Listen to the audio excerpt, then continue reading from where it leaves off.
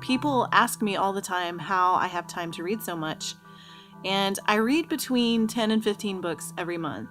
And that's hard for people to imagine because I do have 6 kids. And what mother gets to read so many books when she's busy taking care of her kids? So here is my life hack. I read a lot of those books to my children. My favorite books to read are middle grade novels, so this reading aloud thing works really well for me. My oldest son is moving into that middle grade age, but I believe in reading above our kids' comprehension level because it challenges them.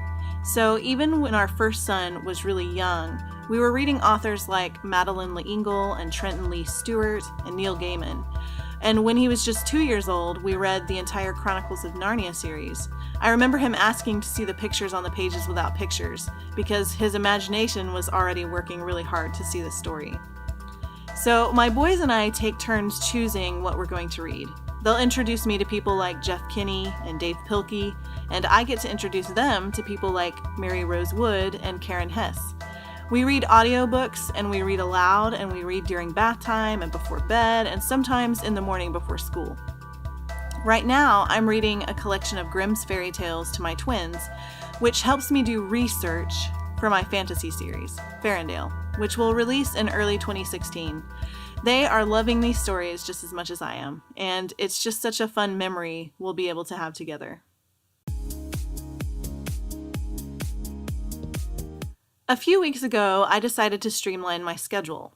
I work with about 4 writing hours a day, 5 days a week, and I wanted to make sure that I was using that time well, so I started grouping like things together. For example, I write the rough drafts for all of my blogs one day. I write the final drafts for those blogs another day, because I think giving them the space of a day makes them better. I write my fiction words on 3 days. I write on a nonfiction book the same day I write all of my blogs because it's all nonfiction and belongs together. Because I write both nonfiction and fiction in many different genres, I found that this helps with my productivity because I'm not constantly shifting gears between all the different kinds of writing. I also handle the business side of things like email newsletters and submissions and responding to inquiries on one particular day. And grouping like business items together has helped me use those 20 hours a week really well. This week, I came off of a sabbatical, and I was able to really put that rest time to work for me.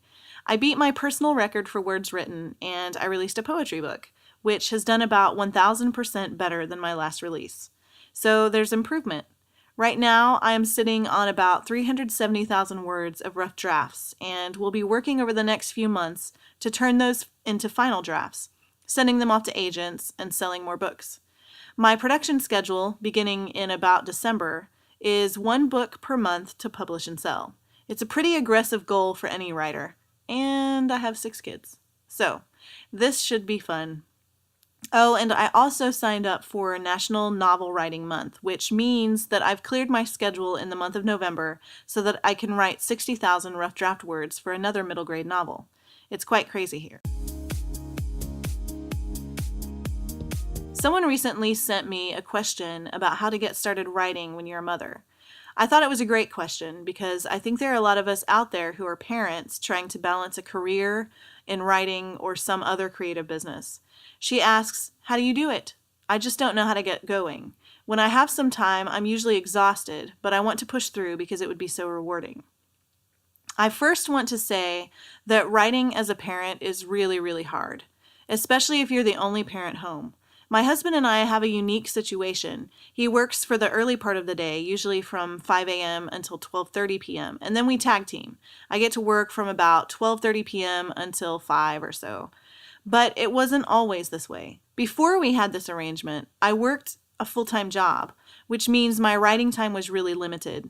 So in the beginning, I did what I could when the kids were around, researching what needed researching, writing an outline, or brainstorming. I have, for most of my writing career, had at least 3 young children at home. 3 of my boys are in school right now, and 3 of them are at home. I generally catch up on business-related stuff like emails, sending invoices, gathering references for a story, or just brainstorming stories to pitch, and then I leave the heavy-duty writing for when I'm off parenting duty. It was always really hard for me to focus completely on writing while I was in charge of the kids. What that meant in the beginning is that I had to get a sitter if I wanted to write on kid duty. Now, it's exhausting to do business this way, but we also have to weigh what we're giving up when we don't pursue our passions. Our children don't get the best version of us if we are not leaning into our creative dreams as much as we can manage for this time right now. And even if it's only for 10 minutes at a time, at this moment in time, that doesn't mean it will always be that way. There's so much to say here, but I would start with give it a try. Build a schedule that works for you and then be open to constantly adjusting that schedule as your kids get older and go through different struggles or just wake up different people tomorrow. The hardest part of being a parent writer is balance, but I believe it's possible. We just have to find our way into it. If you have any other questions for me related to writing challenges or productivity challenges, feel free to ask them in the comments. For more about what I do and the projects I'm working on, you can sign up for my email newsletter.